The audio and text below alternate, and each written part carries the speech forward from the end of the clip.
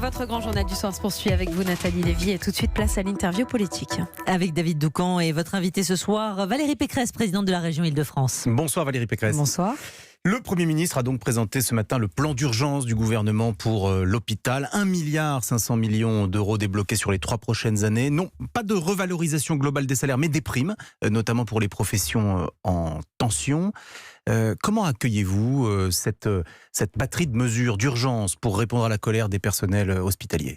Ce sont des mesures de court terme qui, j'imagine, dans un premier temps, vont évidemment apaiser, faire du bien. Je pense notamment à la prime de 800 € pour les infirmières, typiquement en Île-de-France, puisque on sait bien que les aides-soignantes, les infirmières ont jusqu'à 3 heures de trajet, qu'elles ne peuvent pas se loger en Île-de-France. 40 000 personnes concernées par cette prime. Oui, mais vous comprenez bien que c'est pas avec 800 € sur l'année qu'elles vont se loger non plus. Donc ça va faire du bien, ça va mettre du beurre dans les épinards, mais c'est des remèdes de court terme.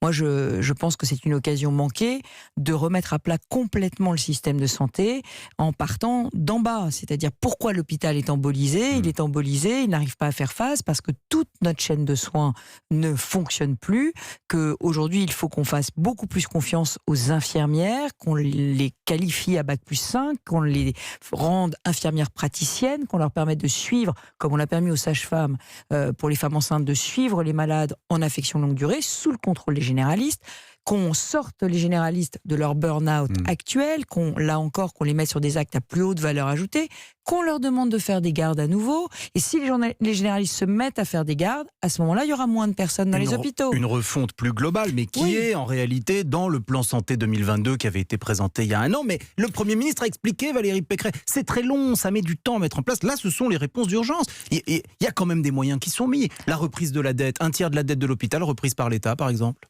Oui, mais là encore, partons reprendre la dette, ça n'est pas redonner un équilibre financier à l'hôpital. C'est juste se dire, on apure le passif, le passé.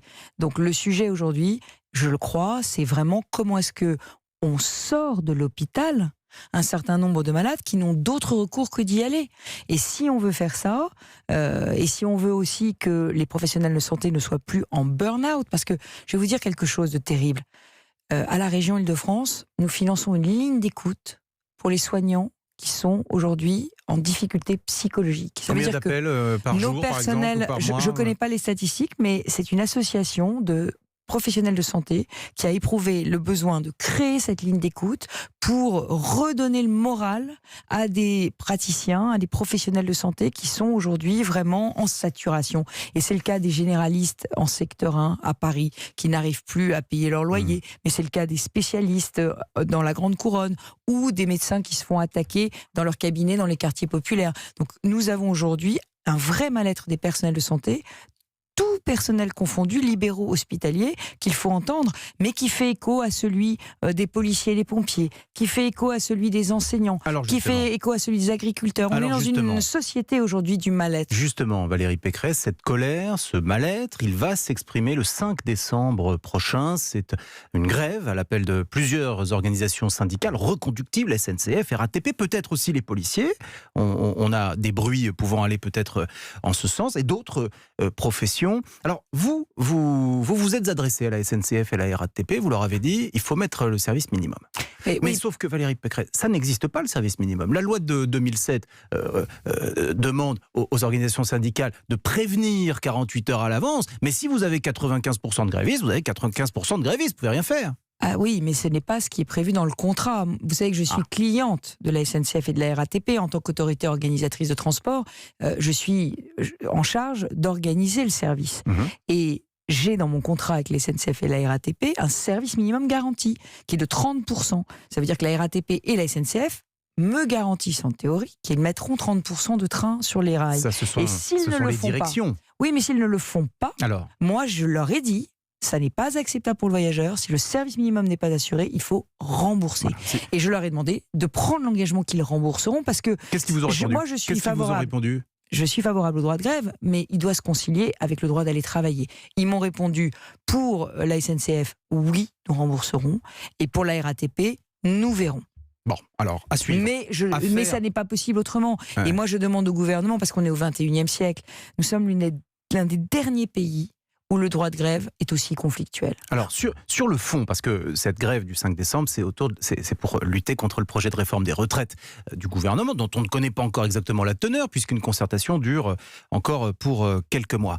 Mais je sais que sur l'aspect systémique de la réforme, vous êtes favorable à la clause du grand-père, c'est-à-dire que la réforme ne concerne que les nouveaux entrants. Oui, parce que je considère que c'est injuste de remettre en cause des règles du jeu 30 ans après que les gens se soient rentrés dans la vie active, alors qu'ils ont fait des arbitrages. Je suis une femme. Les femmes qui ont décidé d'avoir 3 enfants, elles ont une majoration de 20% de retraite. Si on leur change ces 20%, si on leur change la pension de réversion, on leur change toute leur vie. Sur cet aspect-là, on vous a déjà entendu, mais je voudrais vous interroger sur l'aspect budgétaire, parce que le corps a produit un rapport hier ou avant-hier et prévoit pour 2025 un déficit entre 8 milliards et 17 milliards. Bon, ils ne savent pas trop exactement combien, mais enfin, c'est plusieurs milliards. Sur cet aspect-là, qu'est-ce qu'il faut faire selon vous? C'est quoi? C'est remonter l'âge légal, la solution? C'est quoi? Mais absolument, mais nous l'avons toujours dit. Alors là, pour âge légal, 65 ans, voilà. Pour le coup, non, mais pour le coup, on est tous cohérents. Nous vivons de plus en plus, nous allons vivre de plus en plus vieux et nous allons avoir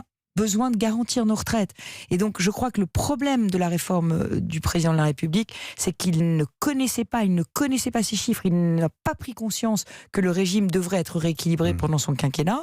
Et nous avons toujours dit qu'il ne fallait pas cacher la vérité. La vérité, c'est que tant que nous vivrons plus vieux, et tant mieux, il faudra travailler plus longtemps. Sauf dans les métiers pénibles. Parce qu'il n'est pas question pour moi d'imaginer qu'on puisse faire travailler, par exemple, un ouvrier du bâtiment jusqu'à 65 ans de la même façon que quelqu'un qui travaille dans un bureau. Il nous reste peu de temps, mais je voudrais qu'on parle un peu de vous. Valérie Pécresse, votre mouvement Libre, il y a eu 2 sondages, fin octobre. Des sondages sur la présidentielle. Alors, vous allez me dire, c'est loin. Mais il y en a eu 2, l'un qui vous donne à 5% et l'autre à 7%. Est-ce que ça casse les jambes? D'abord, le vrai sujet, c'est surtout qu'il donne Marine Le Pen à 45%. Au second tour. Au second tour, oui. Et ça, c'est absolument tragique. Moi, je reste persuadée que le vrai antidote aux populistes, c'est la droite. Pourquoi? Parce que la droite est ferme sur le régalien et en même temps efficace sur le social et sur l'économique. Mais donc quelqu'un d'autre à droite, alors. On a besoin, pardon, excusez-moi, mais on a besoin... les autres ne sont pas tellement mieux placés que moi, pardon de vous le dire. Ils ont 2-3 points de plus. Non, mais attendez, s'il y en avait un qui était à 30%, j'avoue que je me rangerais derrière lui tout de suite. Mais aujourd'hui, je considère que le match est ouvert et je considère surtout qu'on a besoin d'apporter des idées neuves. Et ce livre que j'ai fait, c'est pour essayer d'avoir des idées neuves. Je vous dis, j'y prône la suppression de la première année de médecine, 600 millions d'euros de coûts pour 60 000 mômes qui sont très bons élèves et qui vont échouer. Ces 600 millions, vous ne croyez pas qu'on pourrait les remettre à l'hôpital, par exemple, ou à l'université, qui en a tellement besoin? On doit conclure, et en un mot, s'il vous plaît. Le film de Roman Polanski, J'accuse, est numéro 1 au box-office en France, 500 000 entrées. Est-ce que vous êtes allé le voir, vous? Je l'ai financé, figurez-vous. La région l'a financé parce que Roman Polanski est un extraordinaire cinéaste et que le sujet du film était un sujet très francilien, l'affaire Dreyfus. La polémique autour de la nouvelle accusation, pour vous, ne justifie pas qu'on boycotte le film? Alors, malheureusement, je dois vous dire que j'ai été bouleversée par le témoignage de la femme qui a accusé Roman Polanski de tentative de viol. Et même si, évidemment, la présomption d'innocence doit jouer, moi, je dois vous avouer que si c'était à refaire, je ne financerais pas ce film. Valérie Pécresse, merci d'avoir répondu à mon invitation. On rappelle votre livre Le Jour. Alors, pardonnez-moi, j'ai un trou de mémoire. Et c'est cela qui change à tout. C'est un poème. Mais personne ne me demande d'ailleurs pourquoi ce titre, mais c'est un poème. Ce qui change tout, c'est de ne pas prendre la même voie que tout le monde, c'est de prendre la voie la moins fréquentée. Donc, je le redis bien, et c'est cela qui change à tout. Chez Robert Laffont, Valérie Pécresse.